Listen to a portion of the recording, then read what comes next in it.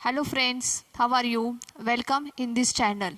Students, आज आपण units and measurements ह्या चॅप्टरचा पार्ट नंबर 11 बघणार आहोत. But before that let us revise what we have learn in last video. Right, last व्हिडिओमध्ये आपण काय चालू केलं होतं तर युजेस ऑफ डायमेन्शनल ॲनालिसिस हा टॉपिक आपण चालू केलेला होता. राईट, ह्याच्यामध्ये आपण फर्स्ट यूज देखील बघितलेला आहे to check the correctness of physical equation. Right, काय केलेलं होतं आठवतंय का कोणाला? तर आपण ह्या ह्या यूजमध्ये आपण एक इक्वेशन कन्सिडर केलं होतं v=u+at. ह्या इक्वेशनमधील प्रत्येक टर्मचं आपण डायमेन्शन फाइंड आउट केलेलं आहे. Right, all the terms are having the same dimensions on both side. दोन्ही बाजूच्या प्रत्येक टर्मचं डायमेन्शन हे सेम असल्यामुळे the equation is dimensionally correct. So अशा पद्धतीने आपण कोणत्याही इक्वेशनचा करेक्टनेस चेक करू शकतो. Right, so this is the application of dimensional analysis किंवा it is the use of dimensional analysis. Right, so असंच आपल्याला सेकंड यूज बघायचा आहे to establish the relationship between related physical quantities.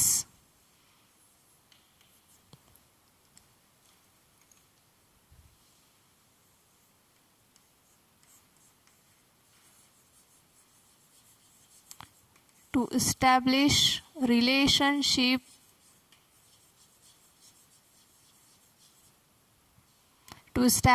the relationship between related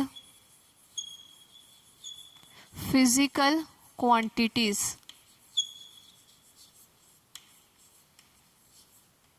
ठीक आहे, to establish the relationship between related physical quantities. ज्या एकमेकांशी related physical quantities आहेत त्यांचं आपल्याला रिलेशनशिप एस्टॅब्लिश करायचं आहे. कसं करता येईल? So for that let us consider the example of simple pendulum. ठीक आहे, आता सिम्पल पेंडुलम म्हणजे काय ते पहिल्यांदा आपण समजून घेऊयात.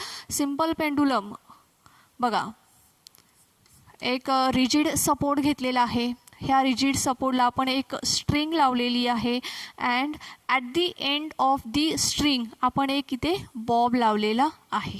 ठीक आहे, so this is called as the simple pendulum. काय केलेलं आहे आपण? एक रिजिड सपोर्ट घेतलेला आहे, त्याला एक आपण स्ट्रिंग लावलेली आहे आणि खाली एक आपण बॉब लावलेला आहे. If I apply force to this bob then bob will start to oscillate. ठीक आहे, मी जर का ह्या बॉबला थोडासा फोर्स लावला, थोडंसं पुश केलं तर काय होईल? हा जो बॉब आहे हा बॉब ऑसिलेट व्हायला सुरुवात होईल. मग त्याची पोझिशन कशी असेल बघा, अशा पद्धतीने तो ऑसिलेट होईल.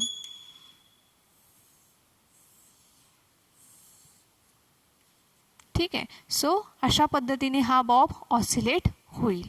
राईट, तर ह्या बॉबला एक ऑसिलेशन कंप्लीट करण्यासाठी, एक फेरी कंप्लीट करण्यासाठी, एक फेरी म्हणजे काय? हा आहे कुठे? आता मीन पोझिशनला आहे. ठीक आहे, त्याच्यानंतर हा बॉब इकडे जाईल. राईट, त्याच्यानंतर तो पुन्हा मीन पोझिशनला येईल, पुन्हा तो इकडे लेफ्ट साईडला येईल, पुन्हा मीन पोझिशनला येईल. So this is called as the one oscillation. एक फेरी पूर्ण झाली किंवा इथून इथपर्यंत आणि इथून इथपर्यंत, that is called as the one oscillation. So simple पेंडुलमला एक ऑसिलेशन कंप्लीट करण्यासाठी जो पिरियड लागतो that period is denoted by capital T. ठीक आहे, सिम्पल पेंडुलमला एक ऑसिलेशन कंप्लीट करण्यासाठी लागणारा वेळ हा किती आहे तर कॅपिटल टी, त्याला आपण टाईम पिरियड असं म्हणतो. ठीक आहे, now this time period is depends on the length of the simple pendulum. तर ही जी स्ट्रिंगची जी लेंथ आहे त्याला आपण म्हणूयात small L. So the time period is depends on the length of the simple pendulum. Simple पेंडुलमच्या लेंथवरती हा टाईम पिरियड डिपेंड असतो. सो T is directly proportional to L raised to A. असं आपण कन्सिडर करूया इक्वेशन नंबर 1 मध्ये, right. एलची काहीतरी पॉवर असेल ना, एक्स वाय झेड आपल्याला माहीत नाही. एलची पॉवर 1 आहे का हाफ आहे का 3/2 आहे, आपल्याला काहीच माहिती नाही. त्यामुळे आपण काय घेतलेलं आहे, ए घेतलेला आहे. So T is depends on the length of the simple pendulum. That means T is directly proportional to the length L raised to A. ठीक आहे. Also this time period is depends on the acceleration due to gravity, म्हणजेच G. लक्षात येते. त्याच सोबत हा जो T आहे हा कशावरती डिपेंड आहे, तर ॲक्सलरेशन ड्यू टू ग्रॅव्हिटी. ठीक आहे. सो आपण काय लिहूयात मग, T is directly proportional to G raise to B, that is equation number 2. ठीक आहे. सो इक्वेशन 1 मध्ये आपण काय बघितलं, T is directly proportional to L raise to A, equation number 1. Equation 2 मध्ये काय बघितलं, T is directly proportional to G raise to B, right. Now let us combine this 2 equations. आता हे दोनही इक्वेशन्स आपल्याला कंबाईन करायचे आहेत, राईट. कसं कंबाईन करून लिहिता येईल बघा, असं लिहिता येईल आपल्याला, T is directly proportional to L raised to A G raised to B. ठीक आहे. T is directly proportional to L raised to A G raised to B, right. आता जर का हे डायरेक्टली प्रपोर्शनलचं साईन आपल्याला नको असेल तर आपण काय करू शकतो, इक्वल टूचं साईन ह्याच्यामध्ये टाकू शकतो. ते कसं लिहिता येईल आपल्याला बघा, T is equals to K into L raise to A G raise to बी.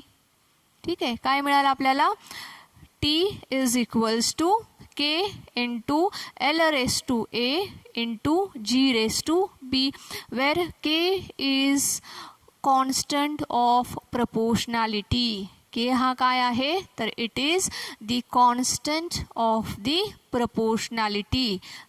आणि ह्याची व्हॅल्यू कशी असणार आहे, कॉन्स्टंट असणार आहे. कशासाठी घेतलं आहे, तर आपण इथं जे डायरेक्टली प्रपोर्शनलचं साईन होतं ते आपल्याला नको आहे, ते काढल्यानंतर तुम्हाला काय करावं लागेल, इथे एक कॉन्स्टंट घ्यावा लागेल. So K is called as the constant of proportionality. Now A आणि बी हे काय आहेत, एल आणि जीच्या पॉवर्स आहेत. एल म्हणजे लेंथ, जी म्हणजे acceleration due to gravity, right. आता आपल्याला काय करायचं आहे, ह्यांच्यामधलं रिलेशनशिप आपल्याला फाइंड आउट करायचं आहे. So how we can find out the relationship between T L and G. त्याच्यासाठी आपल्याला काय करावं लागेल, तर प्रत्येक टर्मचं आपल्याला डायमेन्शन फाइंड आउट करावं लागेल. ठीक आहे. टाईम पिरियडचं डायमेन्शन किती आहे, त्याच्यानंतर एलचं डायमेन्शन किती आहे, जीचं डायमेन्शन किती आहे, हे आपल्याला फाइंड आउट करावं लागेल. सो आपण लिहूयात टीचं डायमेन्शन. टीचं डायमेन्शन काय असेल, L raise to 0 M raise to 0 T raise to 1, बरोबर आहे. त्याच्यानंतर पुढे के इंटू एलचं, एल म्हणजे काय आहे, इट इज लेंथ, राईट. मग लेंथचं डायमेन्शन काय असतं, L raise to 1 M raise to 0 T raise to 0 raise to A. ह्याची पॉवर, एलची पॉवर किती आहे, ए आहे, राईट. म्हणून मग आपण ब्रॅकेटच्या बाहेर काय लिहिलेलं आहे, तिथे ए लिहिलेलं आहे. त्याच्यानंतर ॲक्सलरेशन. आता ॲक्सलरेशनचं डायमेन्शन आपण कालच बघितलेलं आहे, किती आहे, L raise to 1 M raise to 0 T raise to -2 आणि इथे पॉवर काय होईल त्याची, बी अशी येईल. ठीक आहे. आता ही जी पॉवर आहे ही ब्रॅकेटच्या बाहेर आहे, हे जर का ब्रॅकेटच्या आतमध्ये घेतली तर काय होईल मग, L raise to 0 M raise to 0 T raise to 1 is equals to K into ब्रॅकेटमध्ये एल रेस टू 1 आहे आणि इथं ए आहे, तर काय होईल, एल रेस टू ए होईल. ठीक आहे. आता इथे 0 आहे, 0 आहे, सो सेम राहील M0 T0. त्याच्यानंतर पुढे एल रेस टू 1 आहे, बाहेर किती आहे, बी आहे. सो एल रेस टू इथे काय होईल मग, बी होईल. M raise to 0 T raise to -2b. बरोबर आहे. सर्वांच्या लक्षात येते काय केलंय आपण, फक्त पॉवर काय केलेली आहे, ब्रॅकेटच्या आतमध्ये घेतलेली आहे. राईट. आता आपल्याला काय करायचं आहे, मल्टिप्लिकेशन. बरोबर आहे. आणि आपल्याला तर माहीत आहे की मल्टिप्लिकेशन म्हणजेच आपण काय करत असतो, पॉवरचं ॲडिशन करत असतो. ठीक आहे. आता ह्या दोन टर्म्सचं मल्टिप्लिकेशन आहे म्हणजेच काय होणार आहे, तर ह्यांच्या पॉवरचं ॲडिशन होणार आहे. सो आपण बघूयात करून काय होतंय मग. L raise to 0 M raise to 0 T raise to 1 is equals to K into ब्रॅकेटमध्ये एल रेस टू इथं ए आहे, एल रेस टू इथं बी आहे. सो इथं काय होईल, L raise to A plus B होईल. बरोबर आहे. लक्षात येते सर्वांच्या. काय केलेलं आहे, आपण पॉवरचं ॲडिशन केलेलं आहे. पुढे एम रेस टू 0 आहे, इथे एम रेस टू 0 आहे. Right. So M raise to 0 आणि एम रेस टू 0 काय होईल, एम रेस टू 0 होईल. 0 + 0 0. पुढे टी रेस टू इथे 0 आहे आणि टी रेस टू इथे किती आहे, -2b आहे. सो दोघांचं ॲडिशन काय होईल, 0 + -2b. ॲडिशन काय असेल, -2b. सो इथे काय होईल मग, टी रेस टू -2b. ठीक आहे. मग आपल्याला काय मिळालं आता बघा, L raise to 0 M raise to 0 T raise to 1 is equals to K in bracket L raise to A plus B M raise to 0 T raise to -2b. ठीक आहे. नाऊ हे जे इक्वेशन आहे दोन्ही साईड आपल्याला compare करायचे आहेत. ठीक आहे. बघा आता इथे एलची पॉवर किती आहे, 0 आणि इथे एलची पॉवर किती आहे, A plus B. So A plus B must be equals to 0. ठीक आहे. कारण की के तर कसा आहे, कॉन्स्टंट आहे. It is the dimensionless quantity. केला कोणतंही डायमेन्शन नाही आहे आणि तो कसा आहे, कॉन्स्टंट आहे. राईट. सो एलची पॉवर 0 आणि ह्या एलची पॉवर ए प्लस बी दोन्ही कशा असणार आहेत, सेम असणार आहेत. So comparing the powers what we get, आपल्याला काय मिळेल, तर A plus B is equals to 0. बरोबर आहे. A plus B is equals to काय मिळालेलं आहे आपल्याला, 0 मिळालेलं आहे. एमची पॉवर कम्पेअर करूया. एमची पॉवर 0 आहे आणि इथे देखील एमची पॉवर काय आहे, 0 आहे. ठीक आहे. सो त्याच्या पुढे टीची पॉवर इथं किती आहे, 1 आहे आणि ह्या ठिकाणी टीची पॉवर किती आहे, -2b आहे. ठीक आहे. सो ह्या ज्या पॉवर्स आहेत ह्या कशा असतील, इक्वल असतील. मग काय मिळेल आपल्याला, टीची पॉवर किती आहे, 1 इज इक्वल्स टू काय होईल, -2b. 1 इज इक्वल्स टू काय होईल, -2b. किंवा आपण इथे हे खाली लिहूयात, 1 इज इक्वल्स टू किती, -2b. ठीक आहे. मग बी इज इक्वल्स टू किती होईल, बी इज इक्वल्स टू काय होईल, हा जो -2 आहे हा इकडे डिवाइड होईल. So -1/2. So this is the value of B. ही कोणाची व्हॅल्यू झाली, बीची व्हॅल्यू आपल्याला मिळाली. ठीक आहे. आता बीची व्हॅल्यू जर का ही आहे तर मग एची व्हॅल्यू किती असेल, येईल काढता आपल्याला ह्याच्यावरून. बीची व्हॅल्यू किती आहे, -½ आहे. सो त्याच्यावरून आपल्याला एची व्हॅल्यू काढता येईल का, तर ऑफकोर्स काढता येईल आपल्याला. सो ए प्लस बी, आता बीची व्हॅल्यू किती आहे, -½ ठीक आहे. सो ए प्लस -½ असं लिहिण्याच्या ऐवजी प्लस मायनस आपल्याला माहिती आहे, प्लस मायनस काय असतं, मायनस असतं. So it is -½ is equals to काय होईल, 0. ठीक आहे. So A is equals to किती मिळालेला आहे, minus A minus half is equals to 0. So एची व्हॅल्यू आपल्याला किती मिळेल मग? एची व्हॅल्यू किती मिळेल?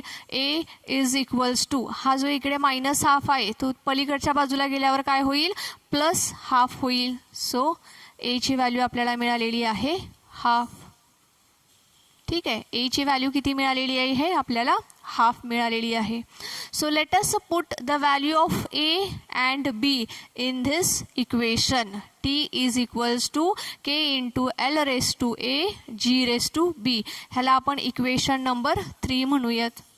ठीक आहे, इक्वेशन नंबर 3मध्ये ए आणि बीची व्हॅल्यू आपण पुट करूयात. सो काय मिळेल मग आपल्याला? T is equals to K into L raise to half आणि G raise to minus half. ठीक आहे, G raise to minus half म्हणजेच काय होणार आहे? ही जी टर्म आहे G raise to minus half, ही टर्म कुठे असेल? तर ती जाईल डिनॉमिनेटरमध्ये. मग आपलं इक्वेशन कसं होईल? T is equals to K into L raise to half upon G raise to half. Right, काय होईल आपलं equation? T is equals to K into L raise to half upon G raise to half. आता raise to half म्हणजेच काय आहे? ते square रूटचं आहे power. ठीक आहे, स्क्वेअर रूटची पॉवर किती असते? हाफ असते. म्हणजे जर का मी स्क्वेअर रूटमध्ये 2 आहे असं म्हटलं तर मग 2ची पॉवर किती असणार आहे? 2 रेस टू 1/2 अशी पॉवर असते. जर का स्क्वेअर रूटमध्ये 3 आहे तर 3ची पॉवर किती आहे? 3 रेस टू हाफ अशी पॉवर असते. आता इथे एल रेस टू हाफ आहे म्हणजेच काय आहे? तर हे कुठे आहे? अंडर रूटमध्ये आहे. ठीक आहे, हे अंडर रूटमध्ये आहे. अशा पद्धतीने आपण लिहू शकतो. जी रेस टू हाफ म्हणजेच काय आहे? तर हे काय आहे? अंडर रूटमध्ये आहे. ठीक आहे, सो आपल्याला इक्वेशन काय मिळालं मग? T is equals to K into under root L upon under root G. ठीक आहे, आता under root L upon under root G असं दाखवण्याच्या ऐवजी आपण काय केलं? सपोज एकच दाखवलं तर काय होईल? बघा अशा पद्धतीने.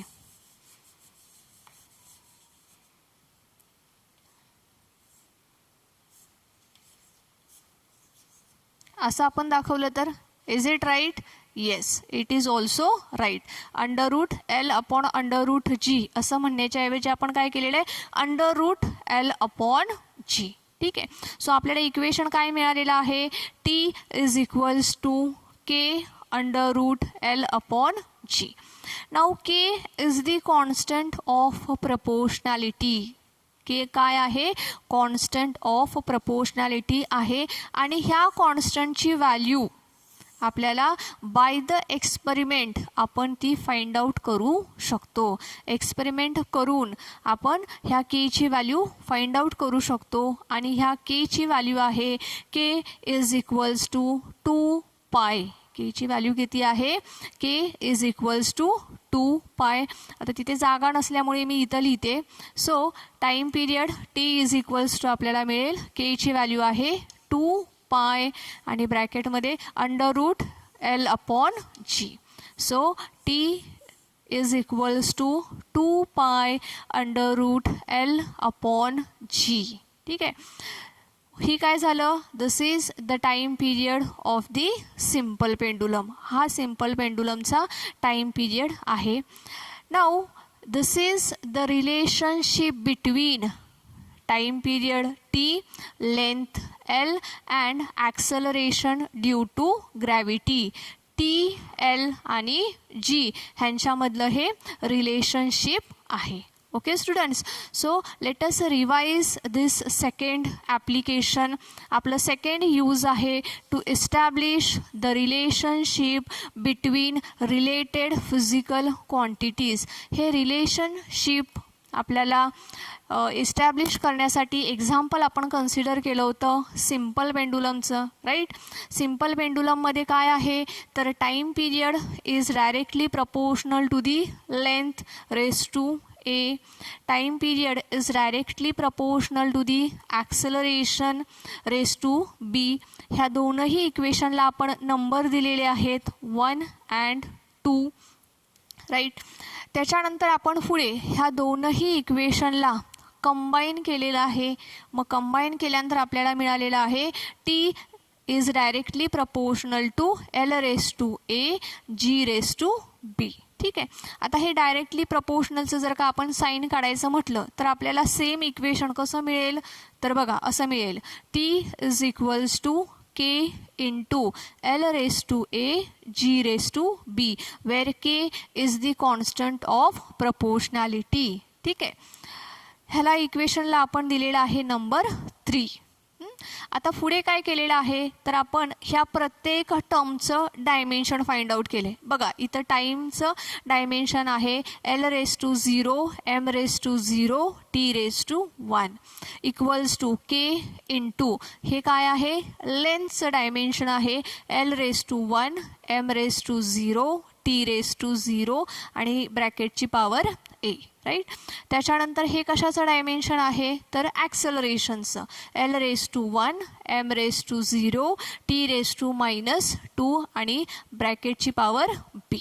पुढच्या स्टेपला आपण काय केलेलं आहे ही जी पॉवर आहे ब्रॅकेटच्या बाहेर आहे तिला आपण काय केलेलं आहे ब्रॅकेटच्या आतमध्ये आणलेलं आहे. बाकी हे सेम आहे. सो इथे पॉवर आतमध्ये घेतल्यावर काय होईल L raise to A M 0 T 0. इथे पॉवर बी आतमध्ये घेतल्यावर काय होईल L raise to B M 0 T raise to -2b. ठीक आहे. आता ह्या पुढच्या स्टेपला आपण काय केलेलं आहे तर ह्या दोनही टर्मचं मल्टिप्लिकेशन केलेलं आहे. राईट. ही L H S as it is राहील, ह्याच्यामध्ये काहीही चेंजेस नाहीत, फक्त आर एच एसमध्ये चेंजेस होतील. आपण मल्टिप्लिकेशन करतोय सो तिथे पॉवरची ॲडिशन होईल. त्यामुळे मग इथं L raise to A plus B M 0 T raise to -2b असं मिळालेलं आहे.